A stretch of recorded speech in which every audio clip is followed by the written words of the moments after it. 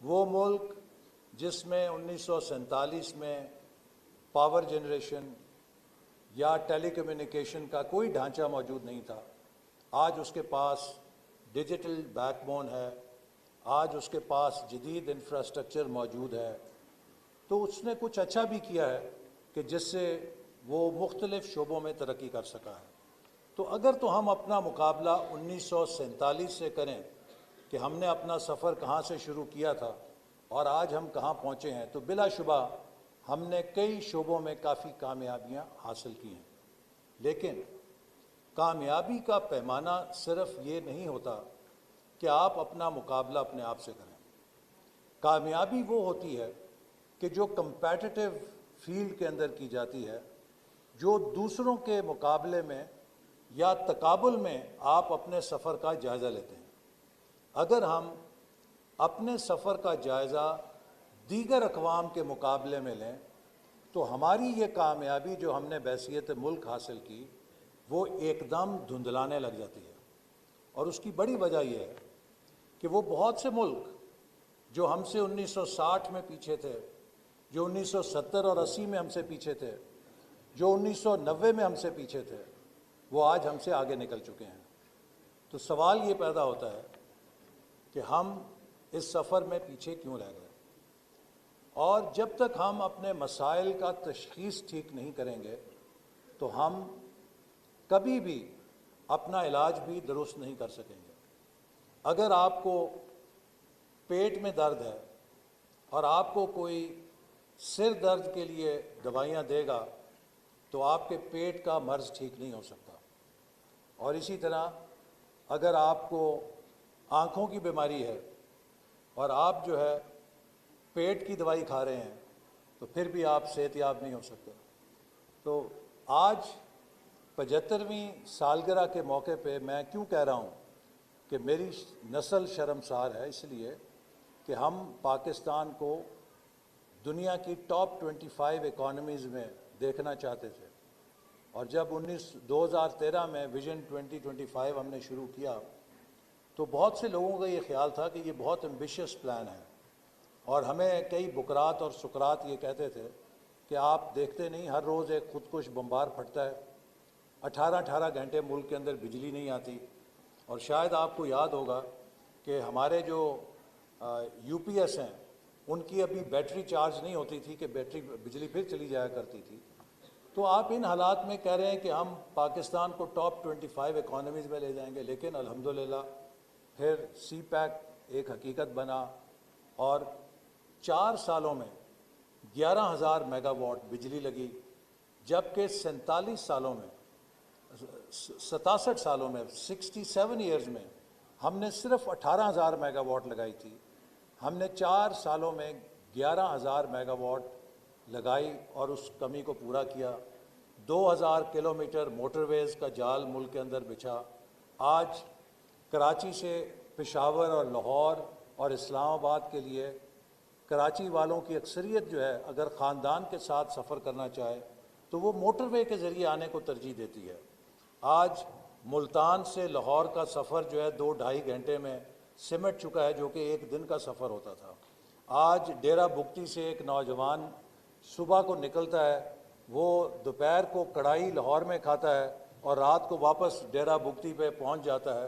تو یہ سب اس رابطے کا اور کنیکٹیوٹی کا کمال ہے جو ہمارے ملک کے اندر موجود ہے اس وقت۔ تو اسی پس منظر میں پرائس واٹر ہاؤس کوپرز نے 2017 میں پھر کہا کہ اگر یہ رفتار جاری رہی تو 2030 تک پاکستان ٹاپ 20 اکانومیز کے اندر آ جائے گا۔ گویا کہ پاکستان G20 کا حصہ ہو سکتا ہے۔ یہ ہم نے نہیں کہا، پرائس واٹر ہاؤس کوپرز نے کہا۔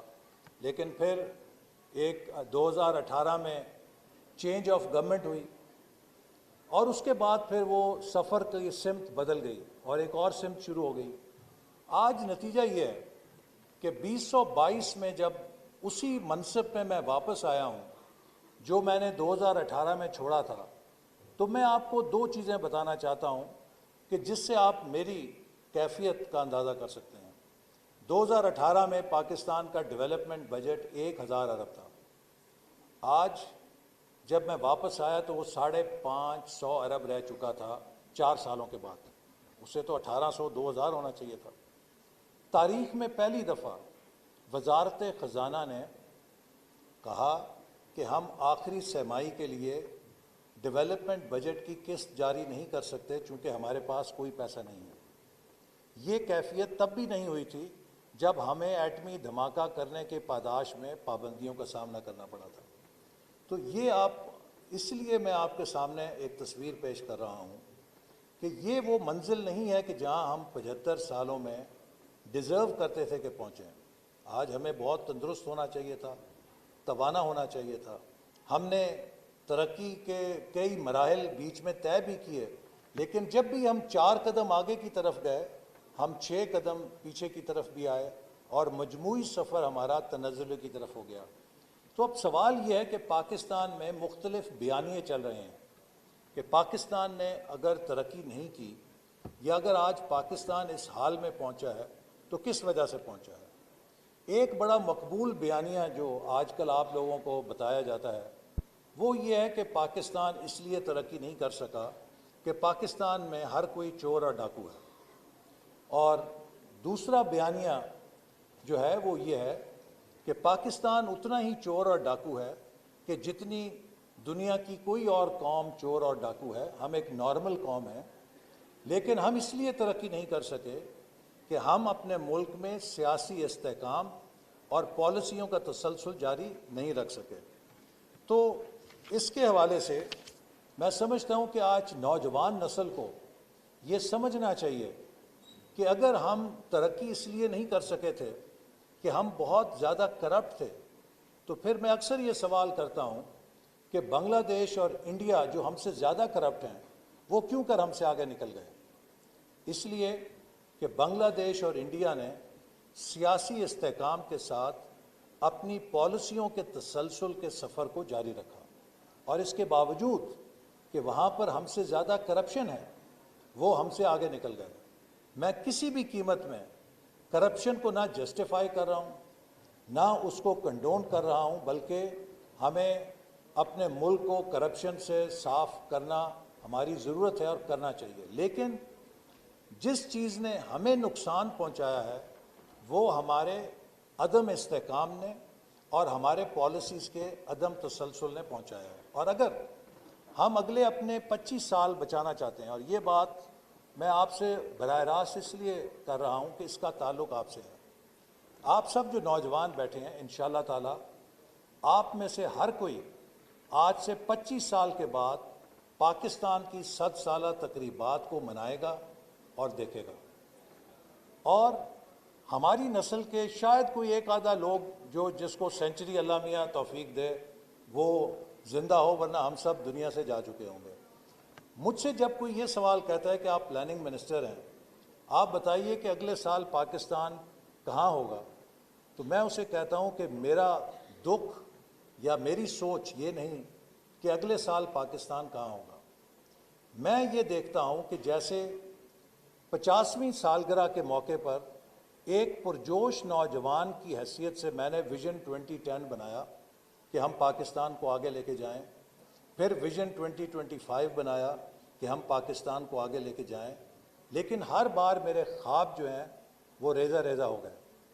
میرا دکھ اور میری سوچ یہ ہے کہ کیا میری اولاد اور ان کی نسل جب 2047 میں کھڑی ہوگی تاریخ کے کٹہرے میں, تو کیا وہ میری طرح شکستہ دل ہوگی یا وہ گردن اونچی کر کے کہہ سکے گی کہ نو فائنلی وی ڈڈ اٹ.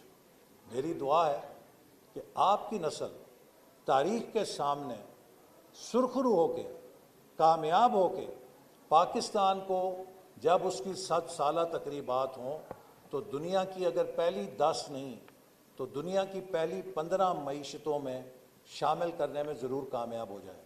اور یہ تبھی ہوگا جس کے لیے چند چیزیں آپ کو بڑی ضروری ہیں, اور میں 2 منٹ میں بات ختم کرتا ہوں. پہلی بات یہ ہے کہ آپ کو سیلف بلیف کرنا پڑے گا, خود پہ یقین کرنا پڑے گا.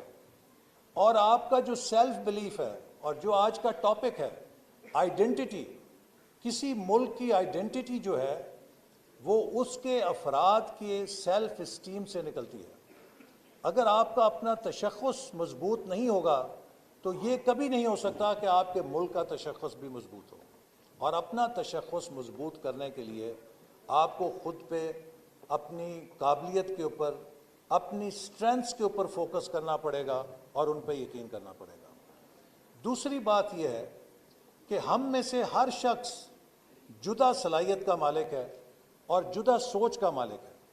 آپ کو زندگی میں اپنے ساتھ یہ سوچ اپنے اس سفر کا حصہ بنانا پڑے گی کہ برابر ہونے کے لیے ہمیں ایک جیسا ہونے کی ضرورت نہیں ہے۔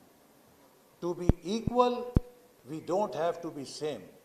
ہماری سوچ میں فرق ہو سکتا ہے، ہمارے نظریے میں فرق ہو سکتا ہے، ہماری طبیعت میں فرق ہو سکتا ہے، ہماری زبان میں فرق ہو سکتا ہے، ہمارے مذہب میں فرق ہو سکتا ہے، ہمارے قبیلے میں فرق ہو سکتا ہے، لیکن اس فرق کے ساتھ کوئی کم درجے کا پاکستانی یا کم درجے کا انسان نہیں بن جاتا۔ اگر ہم اپنے اختلاف کو نفرت میں تبدیل کریں گے تو اس نفرت کے ساتھ ہم اپنی انسانی وصف کو کھو دیں گے، اور جو دماغ کی آزادانہ اور غیر جانبدارانہ سوچ کی صلاحیت ہے وہ آپ کی ختم ہو جائے گی۔ پھر آپ ہیٹ بیسڈ ایکسٹریمزم کی طرف جائیں گے جو آپ کو وائلنس کی طرف بھی آمادہ کرے گا، اور جو آپ کو دوسروں کو قبول کرنے کی حیثیت سے محروم کر دے گا۔ تو دنیا میں جو کامیاب ہوتے ہیں معاشرے یا گروہ، وہ ہوتے ہیں کہ جو انفرادی صلاحیت کو اجتماعی صلاحیت کے اندر تبدیل کر سکیں۔ We are a great nation of excellent people, but we have failed to translate our individual excellence into collective competence. اس لیے کہ ہم ایک دوسرے کے ساتھ کولیبریٹ کرنے کی صلاحیت کو اپنی کامیابی کا حصہ نہیں بنا سکے۔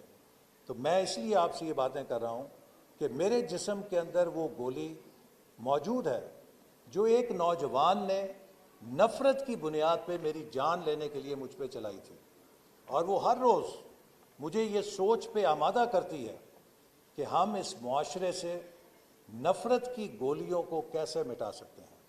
ہمیں ایک دوسرے کے ساتھ مکالمہ کرنے کی صلاحیت کو پیدا کرنا ہے، ایک دوسرے کو سمجھنے کی صلاحیت پیدا کرنی ہے، اور اگر ہم ایک دوسرے کو سمجھا نہ سکیں تو ایک دوسرے کو ان کے خیالات کے ساتھ قبول کرنے کی صلاحیت پیدا کرنی ہے، اور حق اور سچ کے جو زاویے ہیں وہ ہم سب اپنے تجربے اور مشاہدے سے ان کو سینچتے ہیں، اور ہر شخص کا مشاہدہ اور تجربہ فرق ہوتا ہے۔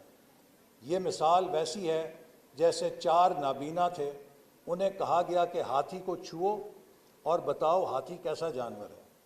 ایک نے ہاتھی کی ٹانگ کو چھوا، اس نے کہا ہاتھی تو ایک ستون کی طرح کا جانور ہے۔ دوسرے نے اس کے پیٹ کو چھوا تو اس نے کہا ہاتھی تو ایک چٹان نما جانور ہے۔ تیسرے نے کہا تم دونوں غلط ہو، اس نے ہاتھی کے کان کو چھوا، اس نے کہا وہ تو بڑا نرم و گداز سا جانور ہے۔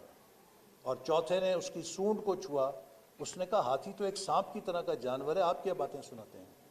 اب چاروں سچ بات کر رہے تھے، چاروں کی سچائی حقیقت پہ مبنی تھی، لیکن اصل سچائی ان چاروں کی بات کا مجموعہ تھی۔ تو اکثر یہ ہوتا ہے کہ ہم اپنے حصے کی سچائی کو ایبسولیوٹ ٹروتھ سمجھ کے دوسروں کی نفی کرنا شروع کر دیتے ہیں۔ تو لہٰذا ہمیں یہ صلاحیت ہونی چاہیے کہ ہم معاشرے کے اندر اپنے اختلافات کو تقسیم اور نفرت کا ذریعہ نہ بننے دیں۔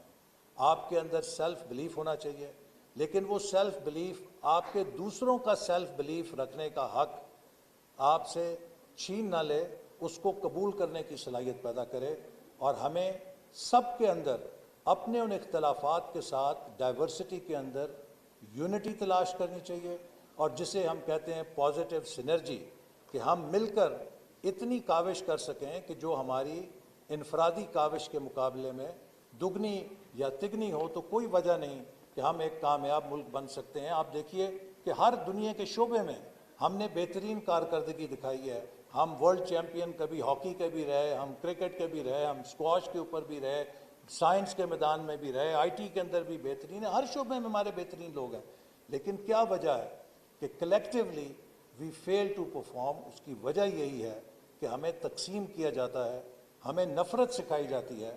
ہم نے ان نفرت کے بتوں کو توڑنا ہے, ایک دوسرے کے ساتھ مل کر کام کرنے کی صلاحیت پیدا کرنی ہے, اور جو بھی آپ کو ہم وطنوں کے ساتھ نفرت پہ ابھارے وہ آپ کا دوست نہیں ہو سکتا, وہ اس ملک کا دوست نہیں ہو سکتا. میں مسلم لیگ نون سے ہوں, مجھے کوئی حق حاصل نہیں ہے کہ میں یہ کہوں کہ پی ٹی آئی یا پیپلز پارٹی یا کوئی اور جماعت جو ہے غدار ہے یا وہ چور اور ڈاکو ہے. ہم سب اس ملک کے لیے ویل وش کرتے ہیں. کوئی بندہ لاہور جانے کے لیے کہتا ہے کہ موٹر وے سے جانا ہے, سفر آسان ہوگا. دوسرا کہتا ہے نہیں جی ٹی روڈ سے چلتے ہیں, ذرا پٹرول کم لگے گا. تیسرا کہتا ہے چھوڑو یار ریل کار سے چلتے ہیں, گپ شپ کریں گے, ڈرائیونگ سے بچ جائیں گے. اب ہر کسی کی اپنی سہولت ہے, منزل سب کی لاہور ہے. اب اگر ریل کار پہ جانے والا کہے کہ جو موٹر وے یا جی ٹی روڈ سے جائے گا وہ چور اور ڈاکو اور غدار ہوگا, تو شاید درست نہیں ہے. اگر ہم اتنی بات سمجھ لیں تو پھر ہمارے اندر کوئی نقص نہیں ہے. میری دعا ہے کہ اللہ تعالیٰ آپ سب کو زندگی کے اندر وہ صلاحیت اور وہ قابلیت پیدا کرنے کی توفیق دے کہ جس سے آپ وہ 25 سالوں میں کامیابی حاصل کر سکیں جو ہماری نسل پچھلی 25 سالوں میں حاصل نہیں کر سکی. اور جب 2047 کا سنگ میل آئے گا, پاکستان اپنے 100 سال انشاءاللہ پورا کرے گا, تو آپ کی نسل کہہ سکے کہ ہم نے پاکستان کو اس کا تاریخ میں وہ مقام دیا ہے جس کا وہ حقدار تھا. پاکستان زندہ باد.